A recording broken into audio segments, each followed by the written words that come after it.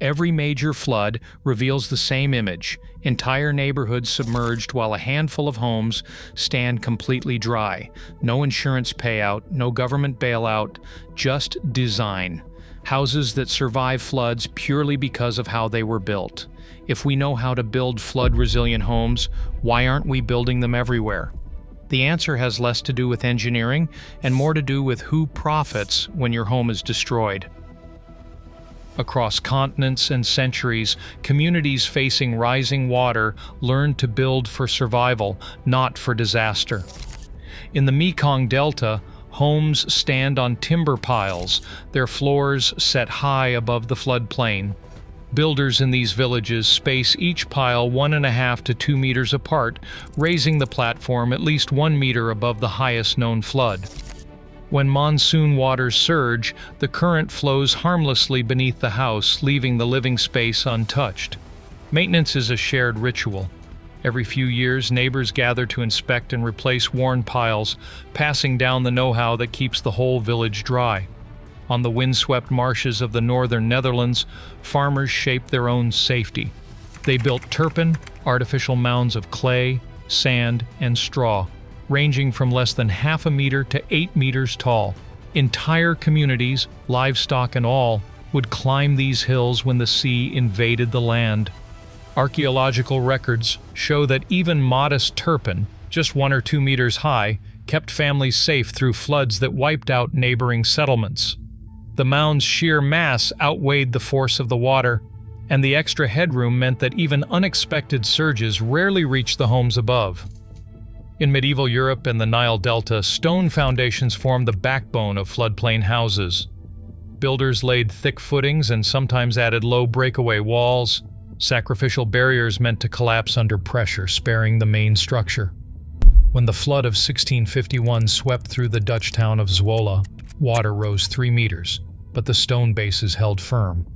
The breakaway walls gave way as designed, absorbing the worst of the force and letting families rebuild quickly without losing the entire house. Elsewhere, people turned to the water itself for refuge. On the lakes of Bangladesh and in Dutch harbors, floating houses rest on buoyant rafts or sealed hulls, anchored by flexible cables that allow them to rise and fall with the flood. The structure's weight is matched by the water it displaces, so when rivers swell, the home simply lifts, staying level and dry.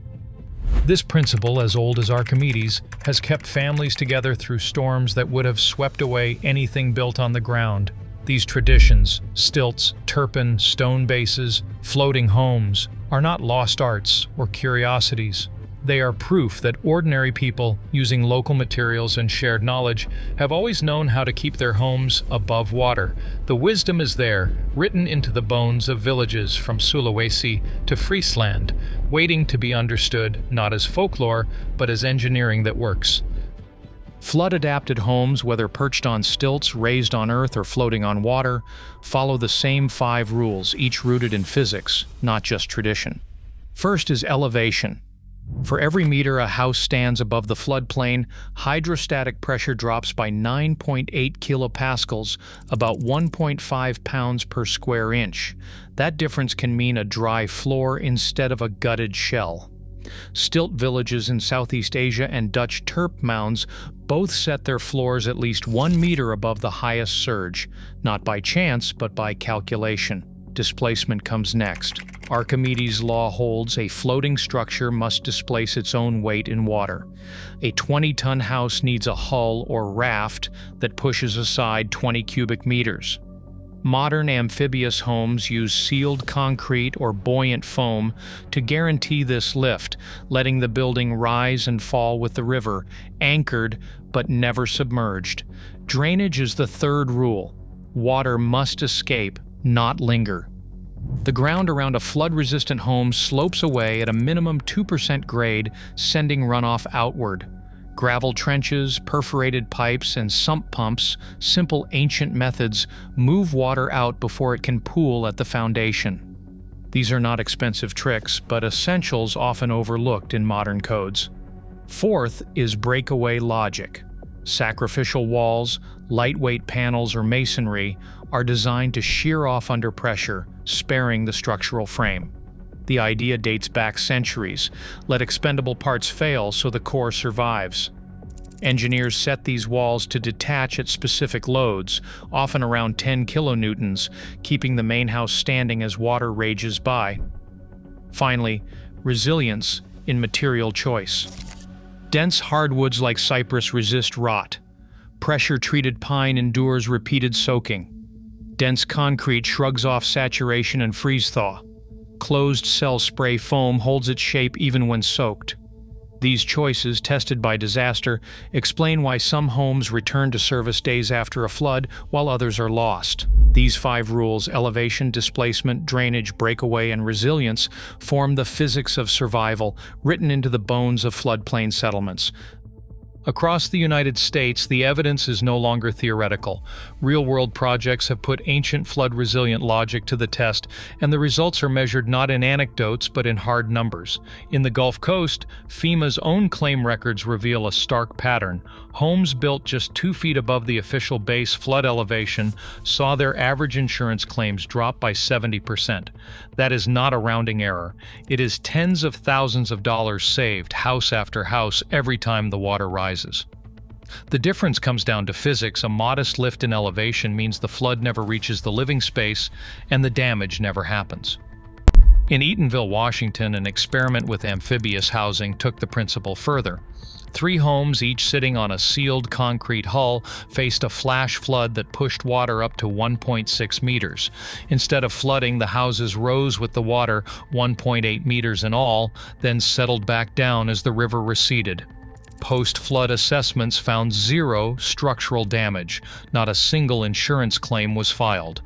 Meanwhile, 3 neighboring conventional homes built on the ground were declared total losses and had to be demolished. The amphibious design did not just reduce risk, it eliminated it. Municipal projects show the same pattern at a larger scale. In Cedar Rapids, Iowa, the city rebuilt key public buildings, library, fire station, community center, on platforms 3 meters above the floodplain. When the river swelled in 2020, these raised structures stayed operational, and the city's flood-related losses dropped by 85% compared to a similar event a decade earlier. The numbers are confirmed in city audit reports: millions saved, vital services preserved, no need for emergency reconstruction. Across these projects, the headline figures are consistent: 70% claim reduction for raised homes, 0 damage for amphibious prototypes, 85% municipal savings for elevated public assets.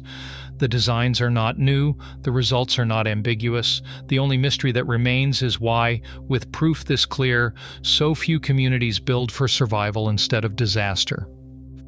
5 forces, all set in motion after World War II, have locked American housing into a cycle where failure is rewarded and prevention is sidelined. The first began with the GI Bill. In 1944, millions of veterans gained access to low-interest mortgages, fueling a wave of suburban growth into floodplains. Developers rushed to subdivide cheap, low-lying land, and local governments issued permits without regard for elevation or flood history. By 1970, single-family home permits on the Mississippi River floodplain had risen by more than 60%. The incentive was clear: build quickly, build cheap, and let someone else worry about the risk. The second force arrived in 1968 when Congress created the National Flood Insurance Program, NFIP. The NFIP was supposed to protect homeowners by spreading risk, but its structure did the opposite.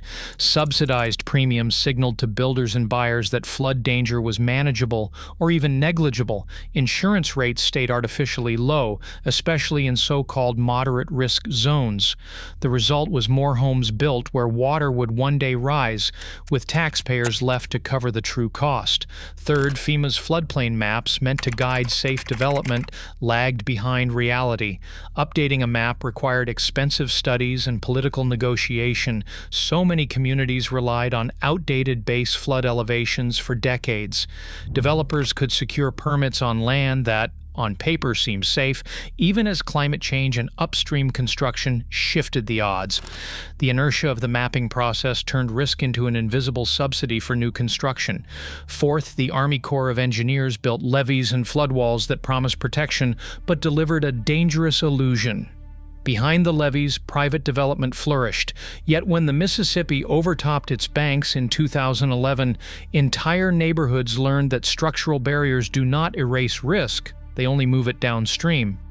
Still, the presence of a levee made it easier to justify building in harm's way. Finally, the Reconstruction economy turned disaster into a business model.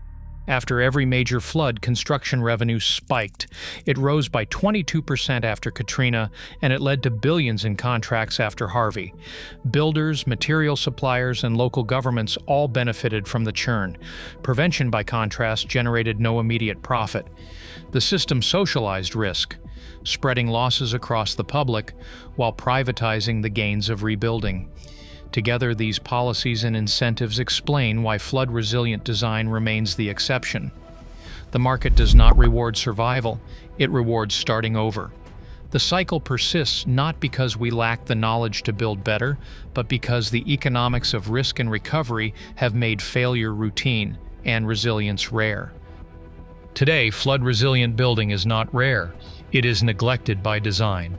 Rebuilding fills coffers. Prevention fills no ledgers. As climate risks escalate, our greatest defense remains knowledge we have sidelined for profit. True resilience starts not with payouts, but with remembering how to build for tomorrow. Subscribe for more forgotten wisdom from the homesteads.